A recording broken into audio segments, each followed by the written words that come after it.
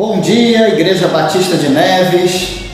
A gente está começando mais uma escola bíblica neste domingo, dia 24 de maio. É a nossa lição número 8 da revista Compromisso, que estuda as cartas de Paulo, Gálatas, Efésios, Filipenses, Colossenses. É muito bom estar com você mais uma vez para dar essa lição, nessa lição número 8, então, da nossa revista. E hoje o tema é o desafio da unidade em Cristo. E o texto bíblico é de Efésios capítulo 4. A carta do apóstolo Paulo aos Efésios é escrita enquanto ele está preso. Então isso tem um significado importante, a gente vê em alguns versículos desta carta, no próprio capítulo 4, que a gente vai estudar nesta manhã. Então eu convido você a abrir aí a sua revista, se você tem. O pastor mandou aí através do Neves Zap, então você pode abrir aí virtualmente, abrir no PDF. Alguns irmãos estão com a revista física, poderão abrir. Se você não conseguiu a revista física ou no PDF, não tem problema. Acompanhe aí através da Palavra de Deus, vai ouvindo sobre a lição e vamos então entender o desafio da unidade em Cristo. E o primeiro tópico da nossa revista, da lição de hoje, fala do desafio da unidade, que ela está no fato de um andar digno. E o texto que o autor se baseia para falar esse primeiro tópico é Efésios 4, verso 1. E ele diz assim, o apóstolo Paulo fala: portanto eu, prisioneiro no Senhor, peço-vos que andeis de modo digno para com o chamado que recebestes. Então Paulo faz uma exortação à igreja de Éfeso para que aqueles irmãos andem de modo digno. E ele diz aqui: eu, o prisioneiro no Senhor. Como eu mencionei para você antes, o apóstolo Paulo estava preso enquanto escreve a carta aos Efésios. Esta é uma das chamadas cartas da prisão. E ele então diz: eu, prisioneiro, mas ele reconhece que ele é prisioneiro no Senhor, porque ele é prisioneiro por causa da pregação do Evangelho, ele é prisioneiro por causa de Jesus. Então, sendo um prisioneiro no Senhor, ele clama aqueles irmãos que eles andem de modo digno. E o que é andar de modo digno? É andar em unidade. A gente precisa buscar a unidade de vida. Isso é importante para o nosso viver, como o autor da lição vai trabalhando aqui. O segundo tópico diz: o desafio da unidade está na compreensão de que ela pode ser vivida em meio à diversidade. Efésios 4, versículo 11 diz: e ele designou uns para apóstolos, outros para profetas, outros para evangelistas e ainda outros ele designou como pastores e mestres. Isso dá o sentido de uma diversidade no meio da igreja. Então nós precisamos ter unidade, é preciso haver comunhão na igreja, não pode haver divisão, nós temos que trabalhar em conjunto, com o mesmo propósito, com o mesmo sentido, mas nesta unidade Deus trabalha a diversidade. Porque, vamos imaginar, seria muito chato, seria algo sem uma beleza. E tudo que Deus cria, tudo que Deus faz tem beleza, tudo que Deus faz tem criatividade.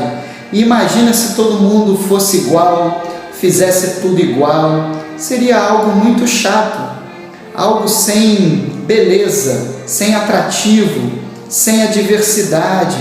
E nós precisamos da diversidade, do diferente. Por isso, naquilo que Deus te chama, nos dons que Ele te dá, nos talentos que você tem, você é diferente do seu irmão, da sua irmã, mas mesmo assim você precisa viver em unidade.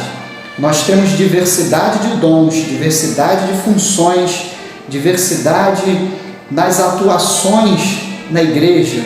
E temos diferenças também de pensamentos, diferenças na forma de agir, mas a gente precisa, nessa diversidade, viver em unidade. Esse é o desafio para a igreja, para mim, para você, para a igreja de Neves. O terceiro tópico fala que o desafio da unidade tem como exemplo a estatura de Cristo. Então a gente precisa ter como exemplo para a nossa unidade na igreja a medida da estatura de Cristo.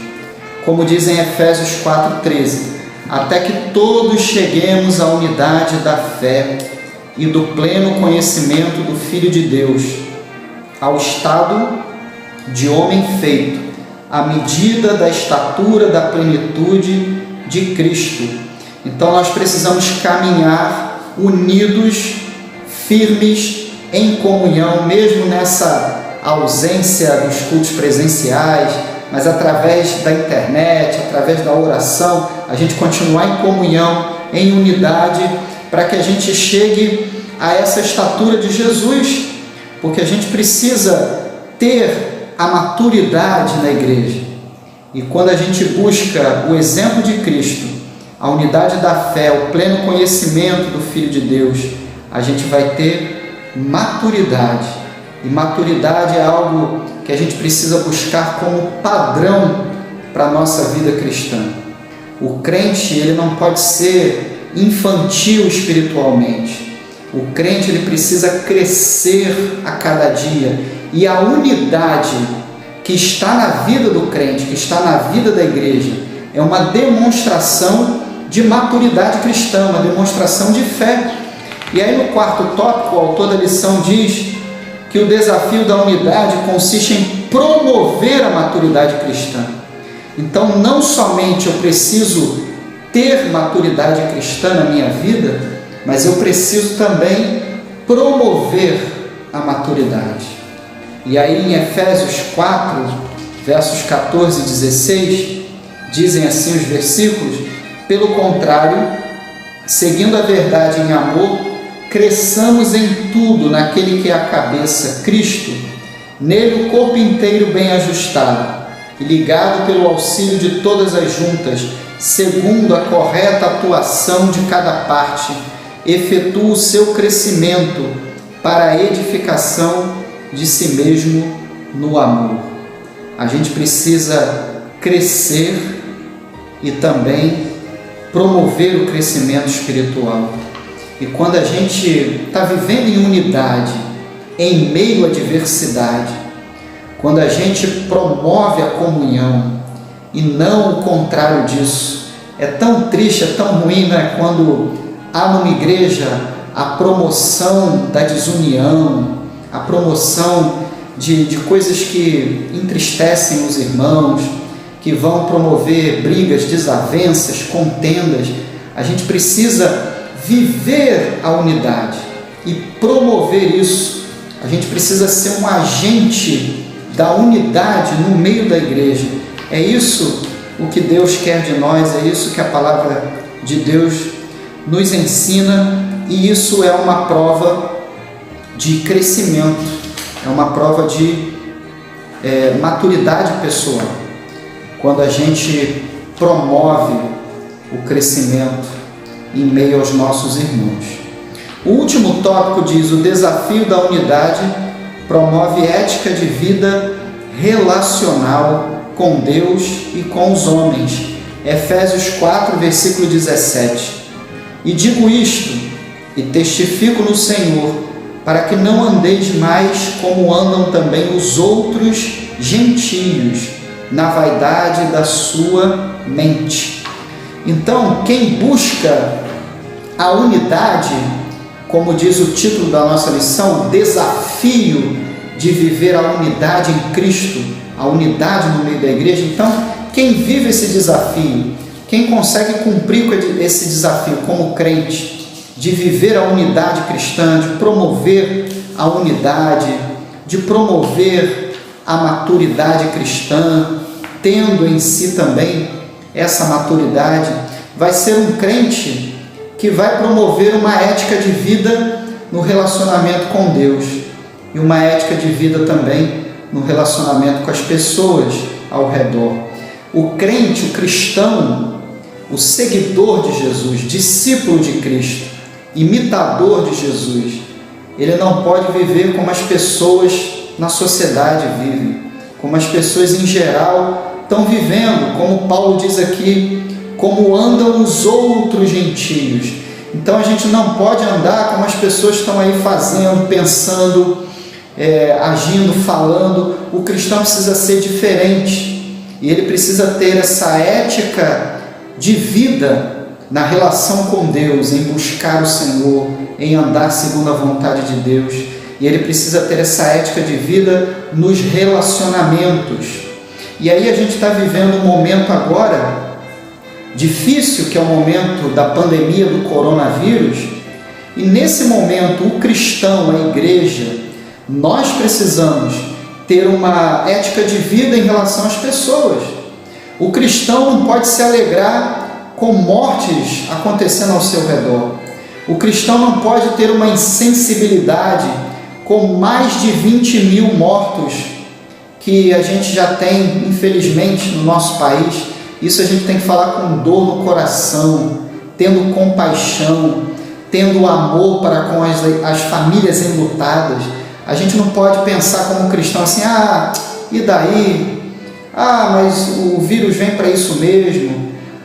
Isso aí é algo bom que está acontecendo, porque vai acontecer algo de bom na sociedade. O cristão tem que se solidarizar, tem que ter uma ética de vida em relação às pessoas que estão partindo deste mundo por causa deste vírus e em relação às famílias enlutadas. O cristão tem que ser diferente. A gente precisa testificar daquilo que o Senhor nos ensinou, o nosso Senhor Jesus.